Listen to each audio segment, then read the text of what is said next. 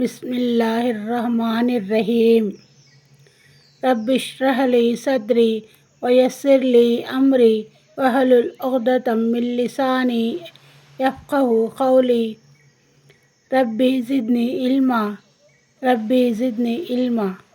अस्सलामु अलैकुम वरहमतुल्लाहि वबरकातुहु। अर्रहीक़ुल मख्तूम। మహాప్రవక్త సల్లల్లాహు అలైహి వసల్లం గారి జీవిత చరిత్ర. సంపూర్ణ సంఘ బహిష్కరణ. కేవలం 4 వారాలు లేదా అంతకు తక్కువ కాలంలోనే బహుదైవారాధకులకు 4 పెద్ద విఘాతాలు కలిగాయి. అంటే హజరత్ హంజా రజియల్లాహు అన్హు ఇస్లాం స్వీకారం, ఆ తర్వాత హజరత్ ఉమర్ రజియల్లాహు అన్హు ముస్లిం అయిపోవడం, ఆపై ముహమ్మద్ సల్లల్లాహు అలైహి వసల్లం వారి బేరసారాలను తిరస్కరించడం, ఆ తరువాత బనీ హాషిం మరియు బనీ ముత్తలిబ్ కుటుంబాలకు చెందిన వారంతా ఒక్కటై దైవ ప్రవక్త సల్లల్లాహు అలైహి వసల్లంను సంరక్షించే ప్రమాణం చేయడం. ఈ విఘాతాల వల్ల బహుదైవారాధకులు తెల్లబోయారు. తెల్లబోక మరేం చేస్తారు? దైవ ప్రవక్త సల్లల్లాహు అలైహి వసల్లంను హతమార్చడానికి ప్రయత్నిస్తే ఆయన సంరక్షణ కోసం మక్కా కొండలోయ అంతా బహుదైవారాధకుల రక్తంతో ఎరుపెక్కిపోతుంది. మరి అదే కాదు, బహుశా వారంతా తుడుచుకుపోవచ్చు. అందుకని వారు ప్రవక్త సల్లల్లాహు అలైహి వసల్లం గారి హత్యాయత్నాన్ని మాని దౌర్జన్యం చేసే మరో మార్గాన్ని ఎంచుకున్నారు. ఇది వారు ఇప్పటి వరకు అవలంబించిన మార్గాల్లోకెల్లా అతి భయంకరమైన మార్గం. హింసా దౌర్జన్యాల కోసం చేసిన ప్రమాణం. ఈ ప్రతిపాదనకు అనుగుణంగా బహుదైవారాధకులు ముహస్సిబ్ అనే కొండలోయలోని ఖైఫే బనీ కనానాలో సమావేశమయ్యారు. బనీ హాషిం మరియు బనీ ముత్తలిబ్ కుటుంబాలకు వ్యతిరేకంగా ప్రమాణాలు చేశారు. ఆ ప్రమాణాల్లో దైవ ప్రవక్త సల్లల్లాహు అలైహి వసల్లంను చంపడానికి అప్పజెప్పనంత మటుకు ఇక వారి నుండి ఆ 2 కుటుంబాలతో వివాహాది సంబంధాలు పెట్టుకోము అని, వారితో ఎలాంటి వ్యాపారం, కొనడం అమ్మడం సాగించము అని, వారితో కలిసి ఉండడం కానీ చేయమని, వారి ఇళ్లకు వెళ్ళడం కానీ వారితో మాట్లాడడం వగైరాలు జరపము అని ప్రమాణాలు చేశారు. బహుదైవారాధకులు ఈ బహిష్కరణకు దస్తావేజుగా ఓ పత్రం రాసుకున్నారు. ఆ ప్రమాణ పత్రంలో దైవ ప్రవక్త సల్లల్లాహు అలైహి వసల్లంను చంపేయడానికి వారికి అప్పజెప్పనంత మటుకు బనీ హాషిం వారితో వారు ఎలాంటి సంధి సలహాలకు వచ్చినా సరే వినేదే లేదని ప్రమాణం చేస్తూ సంతకాలు పెట్టారు. ఇబ్నే ఖైమ్ ప్రకారం ఈ ప్రమాణ పత్రం Mansur bin Ikrima bin Amir bin Hashim రాశాడు. మరికొందరి ప్రకారం నజ్ర్ బిన్ హారిస్ రాశాడన్నట్లు ఉంది. అయితే ప్రామాణికమైన విషయం ఏమిటంటే దాన్ని రాసినవాడు బగియన్ బిన్ అమీర్ బిన్ హాషిం. దైవ ప్రవక్త సల్లల్లాహు అలైహి వసల్లం శపించినందుకు అతని చేయి పనిచేయకుండా పోయింది. మొత్తానికి ఆ ప్రమాణం జరిగి ఆ పత్రాన్ని కాబా గృహంలో వేలాడదీయడం జరిగింది. దాని ఫలితంగా అబూ లహబ్ తప్ప బనీ హాషిం మరియు బనీ ముత్తలిబ్కు చెందిన వారంతా, వారు ముస్లింలైన లేదా దైవ తిరస్కారులైన షబే అబీ తాలిబ్లో బంధించబడ్డారు. ఈ సంఘటన దైవ దౌత్యం లభించిన 10వ ఏట ముహర్రం నెల పొడుపు నాటి రాత్రి జరిగిన సంఘటన. షబే అబీ తాలిబ్లో 3 ఏళ్లు. ఈ బహిష్కరణ కారణంగా పరిస్థితులు మరింత తీవ్ర రూపం దాల్చాయి. ధాన్యం, తినుబండారాలు రావడం ఆగిపోయింది. మక్కాకు అమ్మకానికి వచ్చే ధాన్యాన్ని కానీ ఆహార పదార్థాలను కానీ బహుదైవారాధకులు పరుగున వెళ్ళి కొనేసేవారు. ఇలా దిగ్బంధంలో ఉన్న ముస్లింల పరిస్థితి మరింత దిగజారిపోనారంభించింది. వారు ఆకులు, తోళ్ళు తినడానికి కూడా వివశులైపోవలసి వచ్చింది. ఆకలి బాధతో పిల్లలు, స్త్రీలు పెట్టే ఆర్తనాదాలు ఆ లోయ బయట ఉన్న వారికి కూడా వినిపించేవి. వారి వద్దకు ఏదైనా పదార్థం చేరితే అది కష్టంగా చేరగలిగేది. హుర్మత్ మాసాలు, నిషిద్ధ మాసాలు తప్ప ఇతర దినాల్లో బయటకు వచ్చేవారు కాదు. ఆ రోజుల్లోనూ మక్కాకు ఇతర ప్రదేశాల నుండి వ్యాపారార్థం వచ్చే బిడారాల నుండి తమకు కావలసిన ఆహార పదార్థాలు వారు కొనగలరు. కానీ బహుదైవారాధకులు ఆ సరుకుకు ధర హెచ్చించి కొనడం వలన అంత ధర పెట్టి దిగ్బంధంలో ఉన్న ముస్లింలు కొనలేకపోయేవారు. హజరత్ ఖదీజా రజియల్లా అన్హు గారి అన్న కుమారుడైన హకీం బిన్ హిజాం అప్పుడప్పుడు ఎవరికంటా పడకుండా గోధుమల్ని ఆమెకు పంపించేవాడు. ఓసారి అబూజహల్ కంటబడగా అతను ఆ గోధుమల్ని అక్కడకు చేరకుండా అడ్డుకోవడం జరిగింది కూడా. పెద్ద రాద్ధాంతం చేయగా అబుల్ బఖ్తరీ అడ్డుపడి ఆ ధాన్యాన్ని తన మేనత్త వద్దకు పంపించడం జరిగింది. ఇటు అబూ తాలిబ్కు దైవ ప్రవక్త సల్లల్లాహు అలైహి వసల్లం గురించి ఆయనకు ఏ ప్రమాదం వచ్చి పడుతుందోనని బెంగగా ఉండేది. అందుకని ఆయన అందరూ పడుకునే సమయంలో దైవ ప్రవక్త సల్లల్లాహు అలైహి వసల్లంను పిలిచి, నీవు ఈ పక్కపై పడుకో అని అందరూ వినేటట్లు చెప్పేవారు. ఎందుకంటే దైవ ప్రవక్త సల్లల్లాహు అలైహి వసల్లంను ఎవరైనా చంపడానికి పొంచి ఉంటే ఆయన సల్లల్లాహు అలైహి వసల్లం ఎక్కడ నిద్రిస్తున్నారో తెలుస్తుంది. అందరూ పడుకోగానే అబూ తాలిబ్ దైవ ప్రవక్త సల్లల్లాహు అలైహి వసల్లం గారి పడక స్థలాన్ని మార్చివేసేవారు.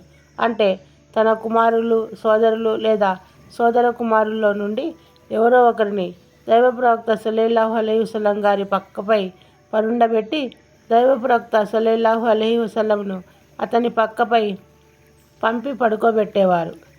ఈ దిగ్బంధం ఇలా కొనసాగుతున్న దైవ ప్రవక్త సల్లల్లాహు అలైహి వసల్లం ఇతర ముస్లింలు హజ్ రోజుల్లో బయటకు వచ్చి ఇస్లాం ధర్మ ప్రచారంలో నిమగ్నమైపోయేవారు. ఈ సందర్భంలో అబూలహబ్ చేసే దుష్కృత్యాలను గురించి మనం వెనుకటి పుటల్లో చదువుకున్నాము. ప్రమాణపత్రం చించివేత. ఈ పరిస్థితులు పూర్తిగా 3 సంవత్సరాలు కొనసాగాయి.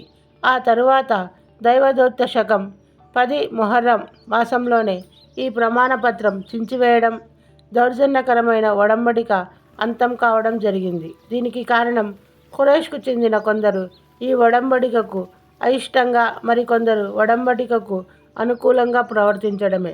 దీనికి వ్యతిరేకంగా ఉన్నవారే దీన్ని చించివేయడానికి పూనుకున్నారు. దీనికి అసలు కర్త బను ఆమిర్ బిన్ లవీ తెగకు చెందిన హష్షాం బిన్ అమ్ర్ అనే వ్యక్తి. అతను రాత్రి చీకటిలో ఎవరికంటా పడకుండా షబే అబూ తాలిబ్ లోయలో ధాన్యాన్ని పంపి బను హాషింను ఆదుకునేవాడు. ఇతను ఓ రోజు జుహైర్ బిన్ ఉమయ్యా మఖ్జూమీ దగ్గరకు వెళ్ళాడు. జుహైర్ తల్లి అతికా అబ్దుల్ ముతల్లిబ్ కుమార్తె, అంటే అబూ తాలిబ్ సోదరి. అతని దగ్గరకు పోయి, జుహైర్, మీరంతా కడుపు నిండా తినడం, తాగడం, మరి మీ మామగారు అలా పస్తులుండడం నీకు తెలిసిందే కదా అని అడిగారు. దానికి జుహైర్, అయ్యో, నేనేం చేయగలను చెప్పు, నాకు మరో మనిషి సహాయపడితే నైనా ప్రమాణపత్రాన్ని చించిపారేయకపోదునా అని తన చేతకానితనాన్ని వెలిబుచ్చాడు. అయితే ఇంకో మనిషి కూడా ఉన్నాడు. ఎవరాయన?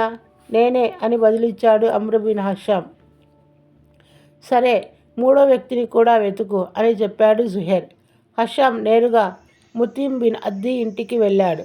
బను హాషిం మరియు బను ముత్తలిబ్తో ముతీంకు గల సంబంధ బాంధవ్యాల గురించి గుర్తు చేస్తూ, ఖురైష్తో కలిసి వారికి అన్యాయం చేస్తూ పెట్టే బాధల గురించి ఎత్తిపొడిచాడు. ముతీం కూడా అబ్దే మునాఫ్ వంశానికి చెందినవాడే అనేది గమనార్హం. దానికి ముతీం, అయ్యో, నేనొక్కడినే ఏం చేయగలను అని తన నిస్సహాయ స్థితిని తెలపగా, హష్షాం అందుకొని, మరొకరు కూడా ఉన్నారు అన్నాడు. అతనెవరు అని అడగ్గా, నేనే అని బదులిచ్చాడు హష్షాం. అయితే 3వ మనిషిని కూడా తయారు చెయ్యి అని అన్నాడు ముతీం. ఆ పని కూడా అయిపోయింది. హష్షాం సమాధానం. అతనెవరు? Zuhair bin Abi Umayya. అయితే 4వ వ్యక్తి కూడా కావాలి అని సలహా ఇచ్చాడు ముతీం. హష్షాం బిన్ అమ్ర్ హుటాహుటిన అబుల్ బఖ్తరీ బిన్ హష్షాం దగ్గరకు వెళ్ళాడు. ముతీంకు చెప్పినట్లుగానే చెప్పాడక్కడ. నీవు చెప్పేదాన్ని బలపరిచేవారు ఇంకెవరైనా ఉన్నారా అని అడిగాడు అబుల్ బఖ్తరీ. ఉన్నారు అన్నది హష్షాం సమాధానం. వారెవరు అని అడగగా, వారు Zuhair bin Abi Umayya, Mutim bin Adi మరియు నేను అని సమాధానమిచ్చాడు హష్షాం. దానికోసమని Hisham Zama bin Aswad bin Muttalib bin Asad అనే వ్యక్తి దగ్గరికి వెళ్ళాడు. అతనితో మాట్లాడుతూ బను హాషింతో అతనికి గల బంధుత్వాన్ని, వారి హక్కుల్ని గుర్తు చేస్తూ విషయం బయటపెట్టాడు. అతను ఇలా అన్నాడు, దీనికోసం నన్ను పిలుస్తున్నావా? ఇంకెవరైనా దానికి సిద్ధంగా ఉన్నారా?